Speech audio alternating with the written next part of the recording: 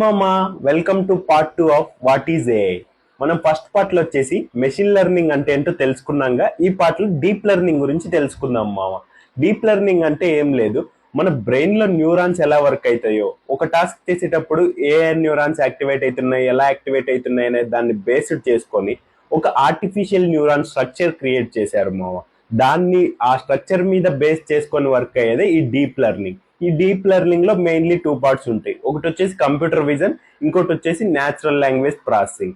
So computer vision అంటే ఏంటంటే, ఇప్పుడు నేనుండి ఇదేంటి భయ్యా అంటే నువ్వు బాటిల్ అని చెప్పేస్తావు. ఎలా చెప్తున్నావు? ఫస్ట్ నువ్వు చూసావు, నువ్వు చూసిన సిగ్నల్ నీ బ్రెయిన్కి వెళ్ళింది, బ్రెయిన్ వచ్చేసి దాన్ని ప్రాసెస్ చేసి బాటిల్ అని రికగ్నైజ్ చేసింది. అలా మెషిన్ కూడా ఒక ఆబ్జెక్ట్ ని ఎలా డిటెక్ట్ చేయడం అనేది ఈ కంప్యూటర్ విజన్ మా. మనం నెక్స్ట్ పార్ట్ లో వచ్చేసి న్యాచురల్ లాంగ్వేజ్ ప్రాసెసింగ్ అంటే ఏంటో తెలుసుకుందాం మా. ఇంకా మన ఛానల్ ఫాలో చేయకపోతే ఫాలో చేసేయండి మా.